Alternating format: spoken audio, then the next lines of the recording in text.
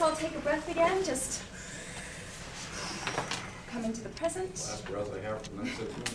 Give our attention to our wonderful speakers. I was so high when I left class on Tuesday. I don't know about you guys. I mean, it was Art History 101, wasn't it?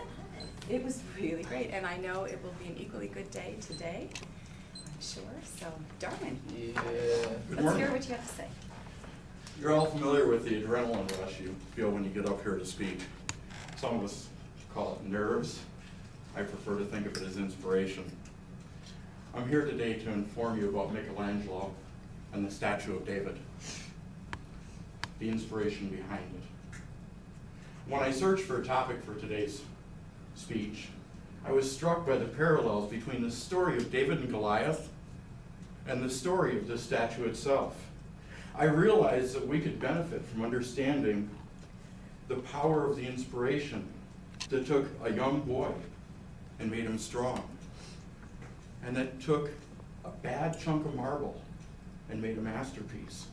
Not only did I draw upon my background as a minister, but I did some research in the Journal of Archaeological Science. This was about the quality of the marble in the statue of David.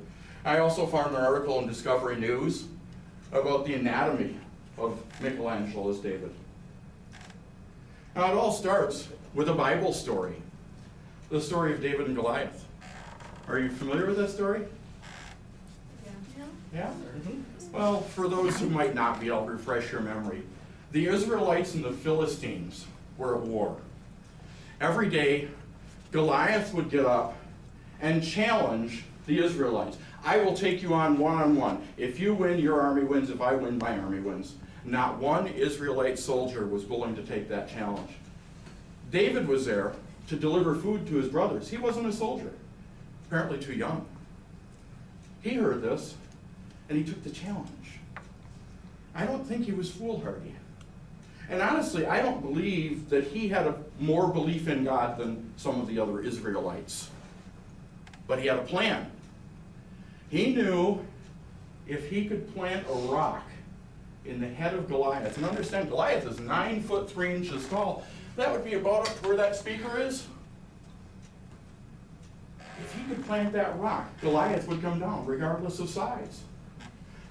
So David's belief in God and belief in his plan is what inspired him to take a challenge that no one else dared. I don't think that inspiration removed his fear. I do think that it overcame his fear. Now let's reel forward to the year about 1460, 1465 in Florence, Italy. Right there. The Woolmakers Guild, which is a trade union, was in charge of creating statuary for the cathedral. They decided they want a statue of David. They quarried some marble from Carrara, Italy. They brought it down to Florence. It was a big chunk of marble. But we've researched since and found out it was actually bad quality marble, porous, susceptible to wear from water. Well, they commissioned Donatello's assistant to carve their statue of David. A few years later, they don't only started carving the leg area. Donatello passed away, and for some reason they decided to shelve the whole project. For the next 25 to 30 years, this big chunk of marble sat in the churchyard, wearing away. The Woolmakers Guild, the people who commissioned it originally, saw their investment literally going down the drain. So they decided they were going to get somebody else to finish their statue of David. Michelangelo accepted that challenge. Michelangelo believed that every block of stone has a statue inside it, and it's the task of the sculptor to discover it.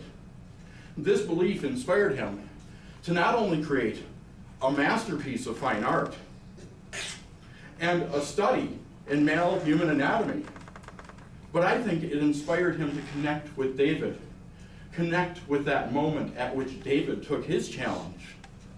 And we see this leg here, very tense back. The other leg jutted forward. Whoops. I just lost my slide. Sorry about that. The other leg's jutted forward. Right there. His eyebrows. Just, anger, you can see it. nose flared. The muscles in the back of the neck here just tensed. And actually, the one thing that the citizens of Florence and many others have snickered about that we think might not be anatomically correct, if you notice David isn't real well endowed. Well, I hate to say they researched this. It's consistent with a man at the time of fear. I'll call it the cold water effect. You guys probably know what I'm talking about. You ladies, talk to your boyfriends or your brothers. I'm not going there.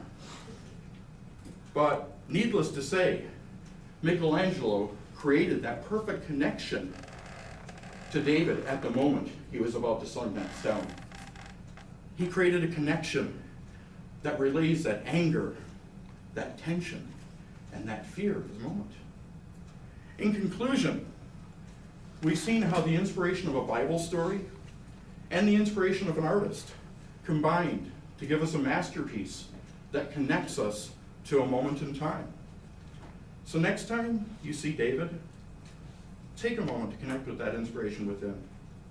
And remember, with the right inspiration, the weak can become strong, and the bad chunk of marble can become a masterpiece.